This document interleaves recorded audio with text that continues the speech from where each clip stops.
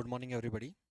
चलिए संविधान के महत्वपूर्ण प्रश्न करते हैं जो अक्सर एग्जाम में पूछे जाते हैं, जिनकी अधिकतम संभावना बनी रहती है। ऐसे महत्वपूर्ण क्वेश्चनों को हम आज की क्लास में सॉल्व करते हैं। तो देखिए, भारत के संविधान की व्याख्या। इस संविधान में समय समय पर कोई मामला उठता है, तो मामले के हिसाब से कौन ये तय करेगा कि इस समय संविधान क्या कहना चाह रहा है, इसका क्या मतलब निकलता है। तो संविधान की व्याख्या करने की शक्ति किसके पास है? याद रखिएगा, केंद्र में हमारे संसद है और केंद्र में ही सुप्रीम कोर्ट है, सर्वोच्च न्यायालय। राज्यों में हमारे यहाँ विधानमंडल है, जहाँ विधानसभा है, और राज्यों में हमारे यहाँ है हाई कोर्ट।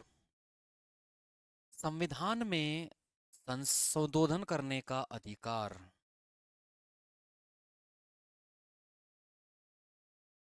किसको दिया गया है? सिर्फ संसद को दिया गया। यानी संविधान में संशोधन कौन कर सकता है? सिर्फ संसद कर सकती है, राज्य की विधानसभाएं नहीं कर सकती। लेकिन संविधान की जब व्याख्या की बात आती है, तो व्याख्या सुप्रीम कोर्ट भी कर सकता है और हाई कोर्ट भी कर सकता है। यानी संविधान की जो व्याख्या है वो सुप्रीम कोर्ट और हाई कोर्ट दोनों कर सकते हैं, लेकिन संविधान में संशोधन सिर्फ संसद कर सकती है। अब बात आती है कि क्वेश्चन ऑफ लॉ, यानी कानून के प्रश्न का कोई पेचीदगा मामला होता है, तो सामान्यतः हाई कोर्ट उसे भेज देता है किसको? सुप्रीम कोर्ट को। लेकिन हाई कोर्ट को भी व्याख्या करने का अधिकार है, यानी कि संविधान की व्याख्या करने का अधिकार किसको है? सुप्रीम कोर्ट और हाई कोर्ट दोनों को दिया गया है। लेकिन संविधान में संशोधन करने का अधिकार सिर्फ और सिर्फ संसद को दिया गया है। अगला प्रश्न देखते हैं। राज्यसभा का सदस्य बनने के लिए किसी भारतीय नागरिक को न्यूनतम कितनी आयु होनी चाहिए? न्यूनतम कितनी आयु होनी चाहिए? तो देखिए, हमारे यहाँ संसद में दो सदन हैं, एक राज्यसभा है और दूसरा है लोकसभा। तो ध्यान रखना है, राज्यसभा का सदस्य बनने के लिए न्यूनतम आयु है 30 वर्ष, जबकि लोकसभा का सदस्य बनने के लिए न्यूनतम आयु कितनी दी गई है? 25 वर्ष। अब यहीं से उठता जुड़ता, अब इस प्रश्न को पहले देख लें कि कितनी वर्ष है? 30 वर्ष है, तो आंसर क्या होगा? 20 होगा।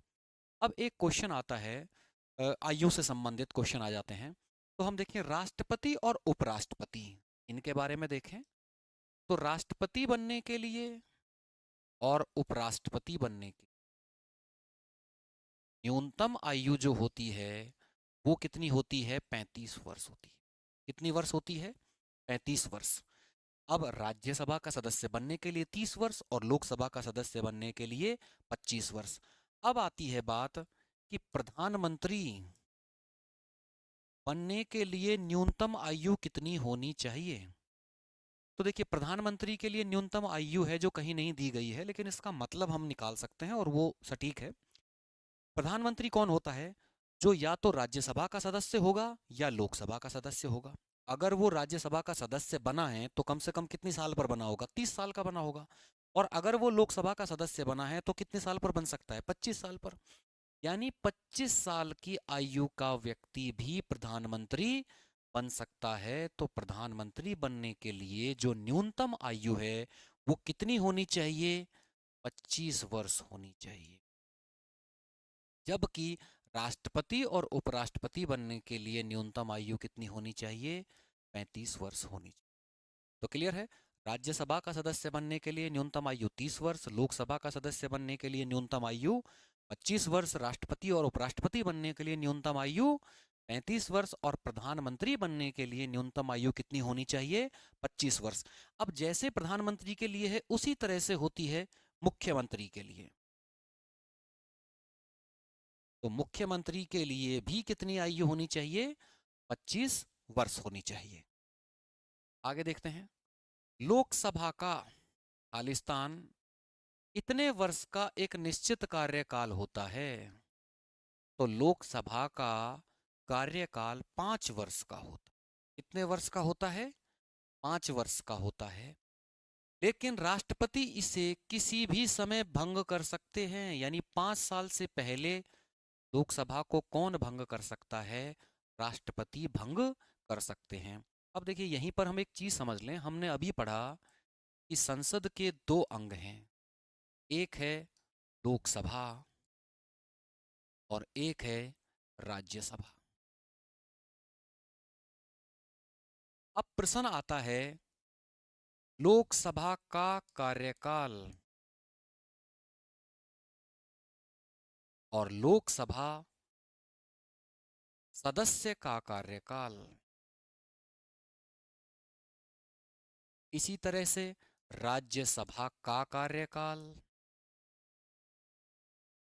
और राज्यसभा सदस्य का कार्यकाल। थोड़ी सी पेचीदगी है, समझने की कोशिश कीजिएगा। लोकसभा का कार्यकाल कितना होता है? 5 वर्ष होता है। हमने अभी अभी देखा है 5 वर्ष। और लोकसभा का जो सदस्य बनता है उसका कार्यकाल भी 5 वर्ष होता है। यानी जो लोकसभा का सदस्य बनेगा वो कितने साल के लिए रहेगा, बना जाएगा, इलेक्शन होगा उसका 5 साल के लिए। खुद लोकसभा का कार्यकाल भी कितना होगा? 5 साल के लिए होगा। लेकिन राज्यसभा है वो एक स्थायी सदन है। कैसा है? स्थायी। इसके 1/3 सदस्यों का चुनाव हर 2 साल में होता है। तो 1/3 इस 2 साल बाद चुन लिए, फिर 1/3 अगले 2 साल बाद, 1/3 अगले 2 साल बाद। तो 1/3 रिटायर होते रहेंगे और चुनते जाएंगे, रिटायर होते जाएंगे, चुनते जाएंगे। तो ये कभी भी खत्म नहीं होता। ऐसा चलता रहता है, स्थायी रहता है। इसलिए अगर ये पूछा जाता है कि राज्यसभा का कार्यकाल कितना है, तो ये निश्चित नहीं है। क्या है? निश्चित नहीं है। क्यों नहीं है? क्योंकि ये सदन स्थायी है। कैसा है? स्थायी है। जबकि राज्यसभा के सदस्य का कार्यकाल कितना होता है? 6 वर्ष होता है। अब एग्जाम में क्वेश्चन पूछा जाता है, राज्यसभा का कार्यकाल कितना होता है, और उसमें पहला ऑप्शन मिलता है 6 वर्ष, और स्टूडेंट तुरंत 6 वर्ष को टिक कर देता है। राज्यसभा का कार्यकाल 6 वर्ष नहीं है, राज्यसभा के सदस्य का कार्यकाल 6 वर्ष है। राज्यसभा का कार्यकाल तो निश्चित नहीं है, क्योंकि वो एक कैसा सदन है? स्थायी सदन है। तो एग्जाम में अगर लोकसभा पूछता है तो घबराने की बात ही नहीं है। लोकसभा का कार्यकाल भी 5 साल है और लोकसभा के सदस्य का कार्यकाल भी 5 साल है। लेकिन राज्यसभा का कार्यकाल पूछे तो 6 वर्ष नहीं है, वो अनिश्चित है। निश्चित नहीं कर सकते हम। कैसा सदन है वो? स्थायी सदन है। जबकि ये पूछे कि राज्यसभा के सदस्य का कार्यकाल कितना है, तो सदस्य का कार्यकाल 6 वर्ष है। क्लियर है? ये अंतर समझना है। अगला क्वेश्चन देखते हैं हम। लोकसभा के पीठासीन अधिकारी, पीठासीन का मतलब होता है जो उसकी पीठ, उसकी मेन चेयर पर बैठता है, यानी जो उसका हेड होता है, उस सदन का प्रमुख होता है, उसे हम क्या कहते हैं? तो यहां हम वही चीज समझ लें। संसद है, संसद के दो सदन हैं, राज्यसभा है और दूसरा क्या है? लोकसभा है। राज्यसभा का जो हेड होता है, मुखिया होता है, हम उसे बोलते हैं सभापति। क्या बोलते हैं? सभापति। जबकि लोकसभा का जो मुखिया होता है, हम उसे बोलते हैं अध्यक्ष, या उसी को बोलते हैं स्पीकर। लोकसभा अध्यक्ष या लोकसभा स्पीकर, और चेयरमैन बोलते हैं सभापति को। तो कई बार हिंदी में दे देता है, कई बार इंग्लिश में दे देता है। तो चाहे अध्यक्ष बोलें या स्पीकर बोलें, और यहाँ सभापति बोलें या चेयरमैन बोलें, एक ही बात है। तो राज्यसभा का जो सभापति होता है वो कौन होता है? उपराष्ट्रपति हो। कौन होता है? उपराष्ट्रपति होता है। तो याद रखिएगा, लोकसभा का जो मुखिया होगा वो लोकसभा अध्यक्ष होगा, जिसे हम स्पीकर भी बोलते हैं। और राज्यसभा का जो मुखिया होगा वो सभापति होगा, जिसे हम चेयरमैन भी बोलते हैं। और ये सभापति कौन होता है? उपराष्ट्रपति होता है। अब देखिए एक मजेदार चीज देखिए, लोकसभा का कार्यकाल 5 वर्ष, इसके सदस्य का कार्यकाल 5 वर्ष, तो इसके अध्यक्ष का कार्यकाल भी 5 वर्ष। क्लियर है? राज्यसभा का कार्यकाल अनिश्चित, राज्यसभा के सदस्य का कार्यकाल 6 वर्ष, और राज्यसभा के सभापति का कार्यकाल 5 वर्ष। सभापति का कार्यकाल 5 वर्ष क्यों है? क्योंकि उपराष्ट्रपति होता है इसका सभापति। अब एक क्वेश्चन पूछा जाता है कि संसद के किस सदन का मुखिया का कार्यकाल तो कम है और उसके सदस्य का कार्यकाल ज्यादा है? तो यहां देखिए, राज्यसभा के सदस्य का कार्यकाल तो कितना है? 6 वर्ष है, और राज्यसभा का मुखिया जो कि सभापति है, जो कि कौन होता है? उपराष्ट्रपति है, उसका कार्यकाल 5 ही वर्ष। तो याद रखना है, लोकसभा का कार्यकाल हो, लोकसभा सदस्य का कार्यकाल हो, लोकसभा के मुखिया यानी लोकसभा अध्यक्ष का कार्यकाल हो, सारे के सारे 5 वर्ष हैं। लेकिन यहां तीनों का अलग है। राज्यसभा में राज्यसभा का कार्यकाल अनिश्चित, राज्यसभा सदस्य का कार्यकाल 6 वर्ष, राज्यसभा के सभापति यानी उसके मुखिया का कार्यकाल 5 वर्ष। तो राज्यसभा ऐसा सदन है जिसके मुखिया का कार्यकाल कम है और उसके सदस्य का कार्यकाल ज्यादा होता है। आगे देखें हम, भारतीय संविधान में राज्य के नीति निदेशक तत्व, या जिन्हें सिद्धांत भी बोल सकते हैं, वो किस देश से लिए गए हैं? किस देश के संविधान से लिए गए हैं? तो पहले हम समझें कि राज्य के नीति निदेशक तत्व हैं वो संविधान के भाग 4 में दिए गए हैं, और भाग 4 में अनुच्छेद 36 से लेकर 51 तक दिए। तो राज्य के नीति निदेशक तत्व कहाँ से दिए गए हैं? भाग 4 में दिए गए हैं, अनुच्छेद 36 से लेकर 51 तक दिए। और ये नीति निदेशक तत्व हैं जो हमने किस देश के संविधान से लिए हैं? आयरलैंड के संविधान से लिए। ये क्वेश्चन बहुत ज़्यादा पूछा जाता है, कहाँ से लिए गए हैं? आयरलैंड के संविधान से। अब बात आती है नीति निदेशक तत्व होते क्या हैं। तो देखिए, नीति निदेशक तत्व क्या है? नीति मतलब कानून। कानून बनाने के लिए जो निर्देश दिए जाते हैं उन्हें बोलते हैं नीति निदेशक तत्व। जब हमारा देश आज़ाद हुआ तो हमारे पास इतने संसाधन, इतना धन, सुविधाएं नहीं थी कि हम हर चीज़ पर कानून बना सकें। इसलिए कुछ तो कानून बना दिए और कुछ निर्देश दे दिए गए कि सरकार को ऐसा करना चाहिए। जैसे इसी का अनुच्छेद 40 है। अनुच्छेद 40 में कहा गया कि पंचायतों का गठन किया। जब सरकार के पास इतना पैसा आ गया तो सरकार ने पंचायतों का गठन कर दिया अलग से, उन्हें संवैधानिक दर्जा दे दिया। तो मतलब नीति निदेशक तत्व क्या है? सरकार को नीति बनाते समय इनका ध्यान रखना चाहिए। वो चीजें किस में दे रखी हैं? भाग 4 में दे रखी हैं। ये कहाँ से ली गई हैं? आयरलैंड के संविधान से ली गई हैं। अगला क्वेश्चन देखते हैं, किस केंद्र शासित प्रदेश का अपना एक उच्च न्यायालय है? यानी ऐसा कौन सा केंद्र शासित प्रदेश है जिसका अपना खुद का उच्च न्यायालय है? तो हम यहाँ सबसे पहले समझें, भारत में कितने राज्य हैं? 28 राज्य हैं और 8 केंद्र शासित प्रदेश हैं।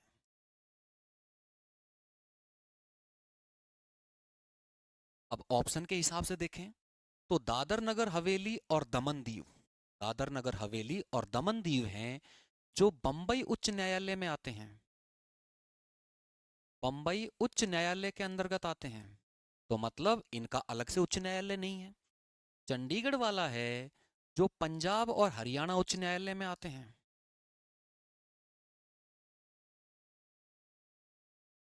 उसके अंतर्गत आता है।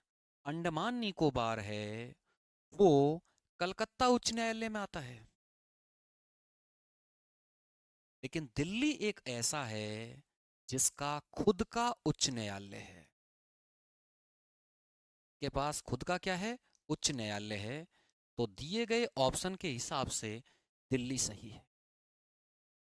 अब बात करते हैं कि दिल्ली में उच्च न्यायालय कब बना। अगला ही प्रश्न है, दिल्ली उच्च न्यायालय की स्थापना कब की गई थी? तो दिल्ली उच्च न्यायालय की स्थापना 1966 में की गई थी।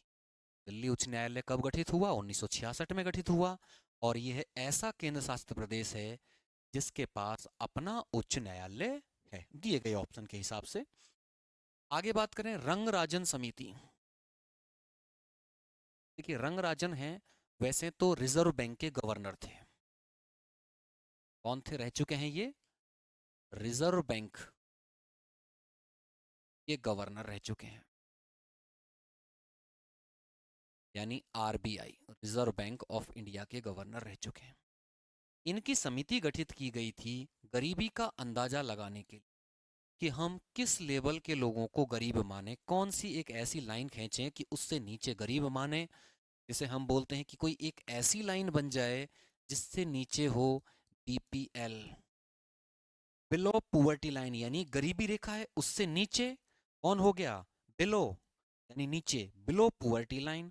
और उससे ऊपर हो जाए एपीएल, जिसे हम बोले अबो पुअर्टी लाइन, यानी एक ऐसी लाइन जिससे नीचे जो आदमी है वो बिलो पुअर्टी लाइन है, यानी बीपीएल है।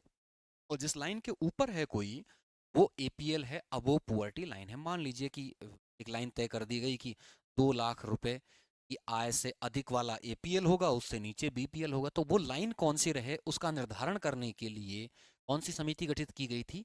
रंगराजन समिति का गठन किया गया था। अगला प्रश्न देखें, किसी राज्य की विधान परिषद में राज्य की विधानसभा के सदस्यों की कुल सदस्य संख्या का अधिकतम इतने से अधिक नहीं हो सकती। यहां बात की गई है कि कोई राज्य की विधान परिषद है, उसमें अधिकतम कितने सदस्य हो सकते हैं। तो इसको हम इस तरह से समझें, जैसे हमने देखा संसद है और संसद में उच्च सदन होता है राज्यसभा, ऐसे ही निम्न सदन होता है लोकसभा। अगर हम राज्य की बात करें तो राज्य में उच्च सदन होता है विधान परिषद।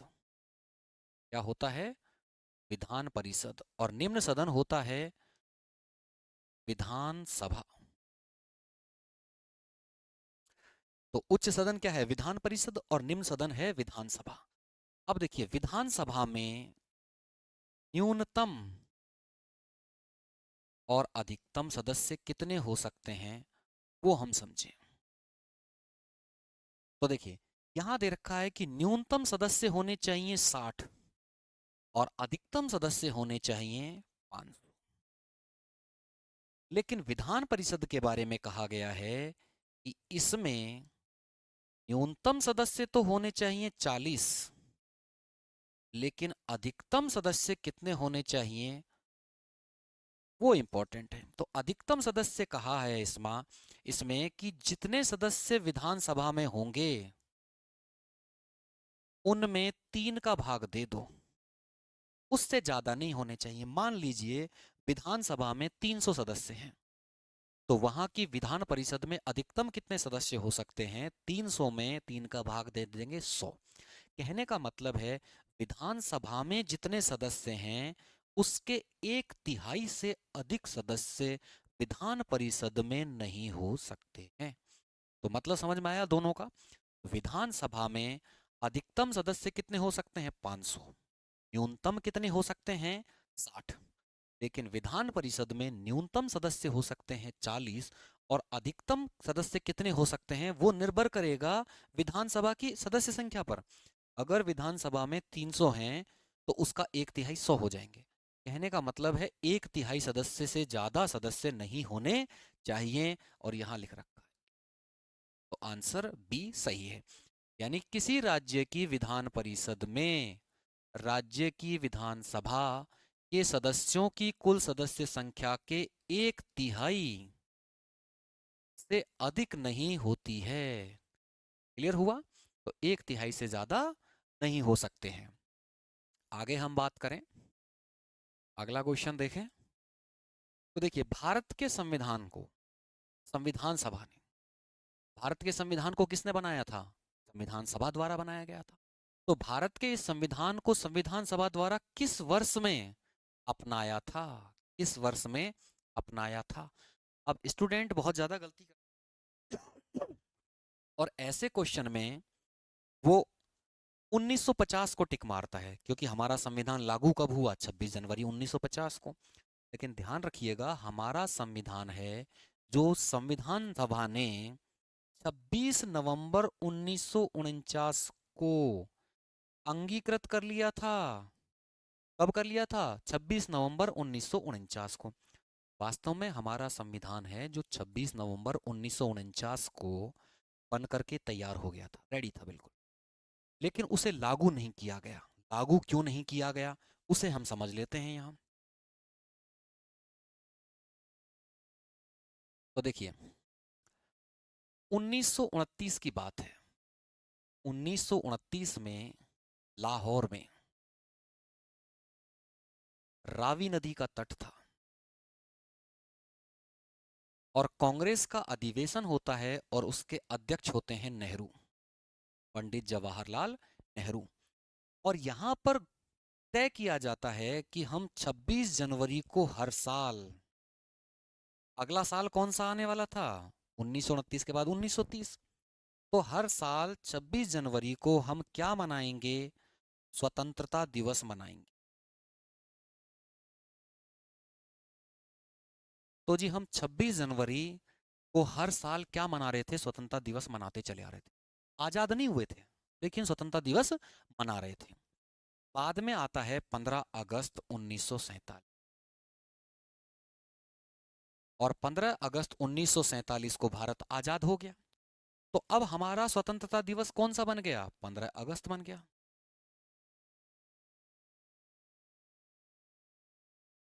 अब 26 जनवरी का सम्मान खत्म हो गया। अब हम 26 जनवरी को हर साल क्या मना रहे थे? स्वतंत्रता दिवस मना रहे थे। अब स्वतंत्रता दिवस हमारा बन गया 15 अगस्त तो हो गया। तो 26 जनवरी को क्या सम्मान दें, इसलिए 26 नवंबर 1949 को हमारा संविधान लागू, सॉरी, बन जाने के बाद भी 2 महीने तक इसे रोका रखा और इसे लागू कर दिया 26 जनवरी 1950 को, जिससे इस 26 जनवरी को हम इसे स्वतंत्रता दिवस का सम्मान तो नहीं दे पाए, क्योंकि स्वतंत्रता दिवस का सम्मान ले लिया 15 अगस्त ने। तो चलो इस 26 जनवरी को हम गणतंत्र दिवस का सम्मान दे दें। क्या दे दें? गणतंत्र दिवस का सम्मान दे सकें। इसलिए हमारे संविधान को 26 नवंबर 1949 को तैयार हो जाने के बाद भी 2 महीने तक रोके रखा था और लागू किया था 26 जनवरी 1950 को। कहने का मतलब है कि कब अंगीकृत किया? 1949 को। ये इसका सही आंसर है। तो ये बहुत इंपॉर्टेंट है, जो बहुत बार एग्जाम में पूछा जाता है कि हमारा संविधान 26 नवंबर 1949 को बनने के बावजूद क्यों लागू नहीं हुआ? क्यों उसके लिए 2 महीने का इंतजार करना पड़ा था? क्यों करना पड़ा था? क्योंकि हमें इस 26 जनवरी को कोई सम्मान देना था, क्योंकि सम्मान इसका स्वतंत्रता दिवस का छिन चुका था।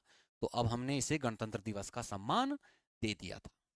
अगला क्वेश्चन देखिए, मंत्रिपरिषद। मंत्रिपरिषद का मतलब है सारे मंत्री। सारे मंत्री में प्रधानमंत्री सहित मंत्रियों की कुल संख्या लोकसभा के सदस्यों की कुल संख्या का कितने प्रतिशत से अधिक नहीं होनी चाहिए? तो देखिए,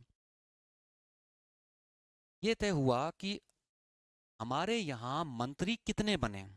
हम यहां सिंपल समझें, हमारी संसद है और संसद में एक राज्यसभा और दूसरा लोकसभा। सरकार कब बनती है? जब लोकसभा के चुनाव होते हैं। सरकार कब बनती है? जब लोकसभा के चुनाव होते हैं। तो मतलब हमारी सरकार में कितने मंत्री हो सकते हैं? हमारे लोकसभा में फिलहाल 543 लोग चुने जाते हैं। कितने लोग चुने जाते हैं? 543।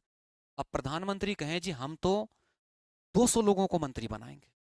अब अगर 200 लोग मंत्री बना दिए तो सोच कर देखिए कि देश पर कितना बोझ बढ़ेगा। सबको गाड़ियां, सबको बंगले, किस किस तरह की सुविधाएं चाहिए, कितने मंत्रालय बन जाएंगे। तो सरकार जनता पर बोझ ना बने, इसके लिए 91वां संविधान संशोधन किया, जो कि कौन से साल का था? 2003।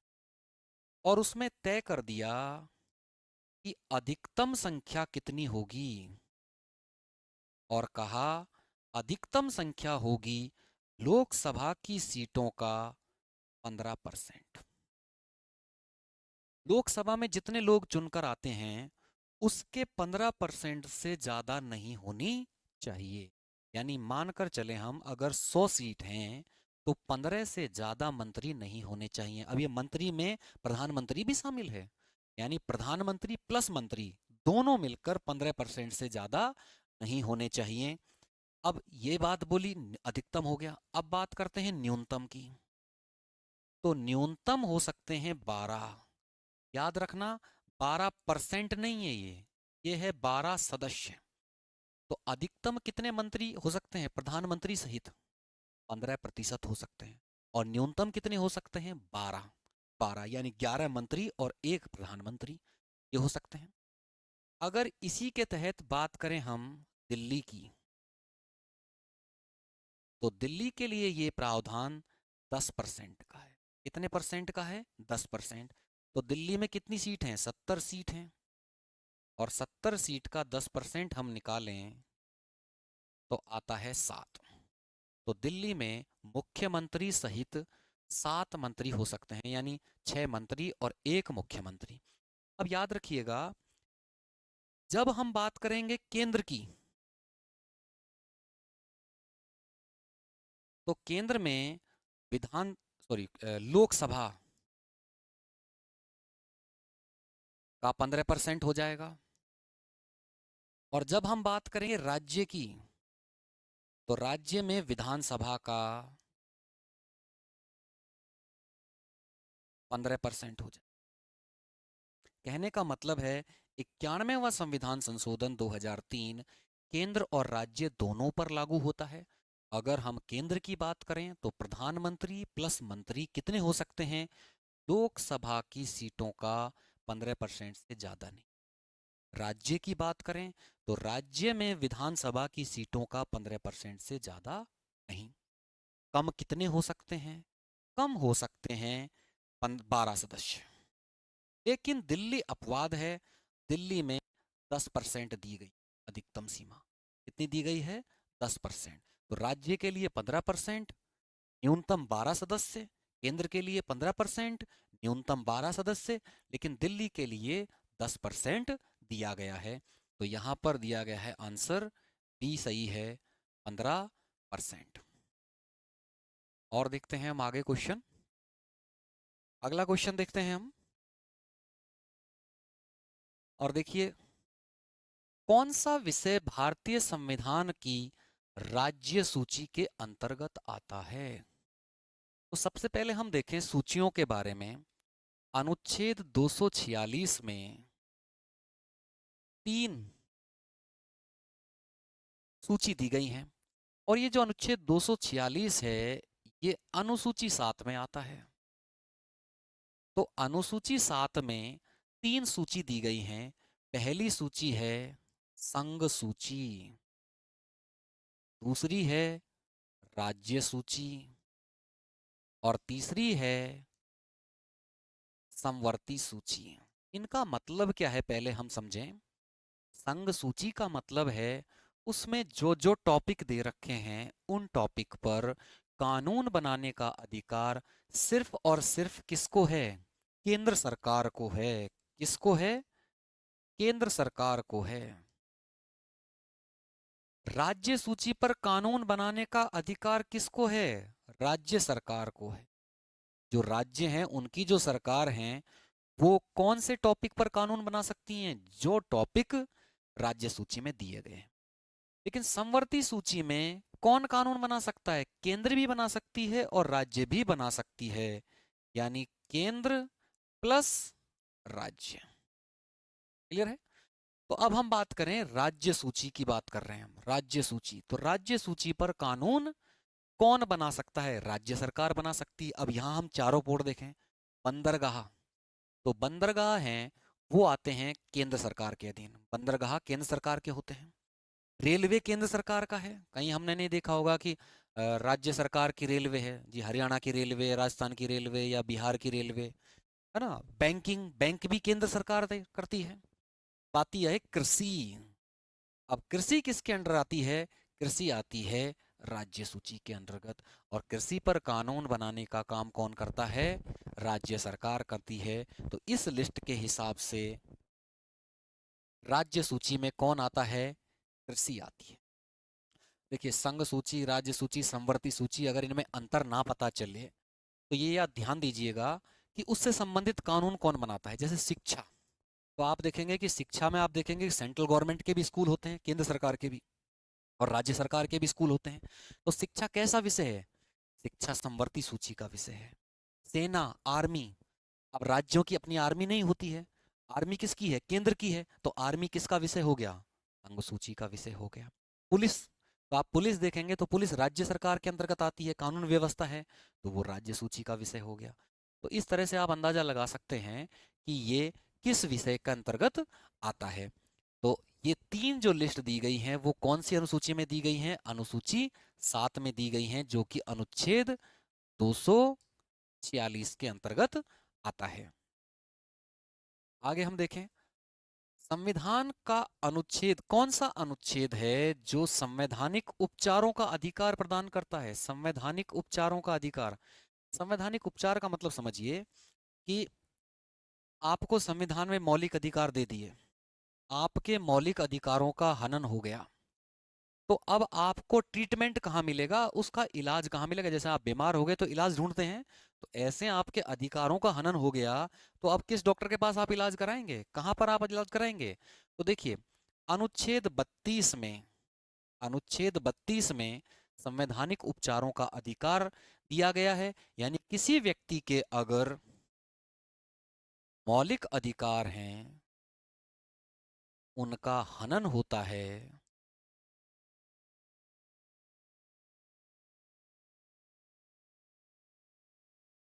तो हम सीधा कहाँ जा सकते हैं?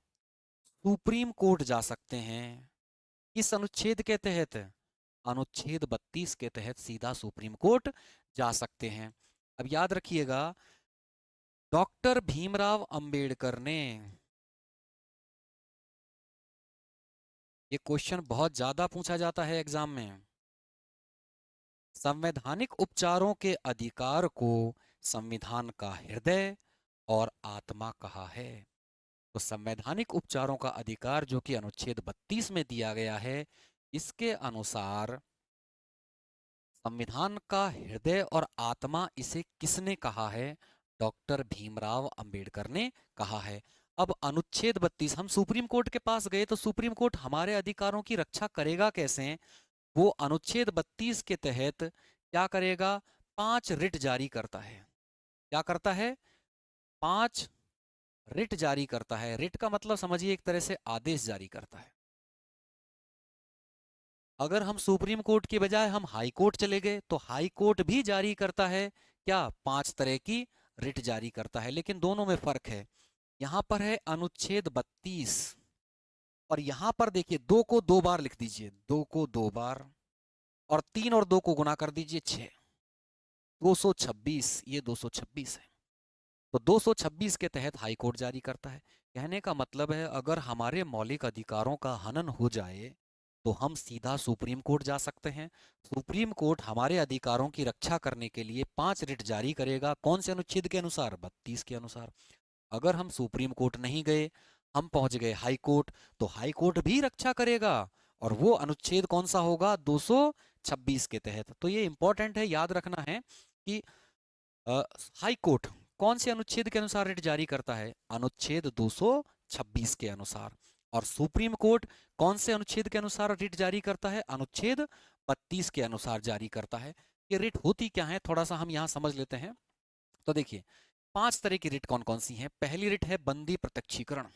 बंदी प्रत्यक्षीकरण, अगर कोई लॉ एनफोर्समेंट एजेंसी, यानी कोई कानून वाली संस्था, जैसे सीबीआई हो सकती है, पुलिस हो सकती है, कोई और फोर्स हो सकती है, वो किसी व्यक्ति को अरेस्ट कर लें, बंदी बना लें, तो सुप्रीम कोर्ट ये जारी कर सकता है कि उस बंदी को, इसे बंदी बनाया गया है, उसे मेरे सामने प्रस्तुत करो। तो उसे क्या बोलते हैं? बंदी प्रत्यक्षीकरण बोलते हैं।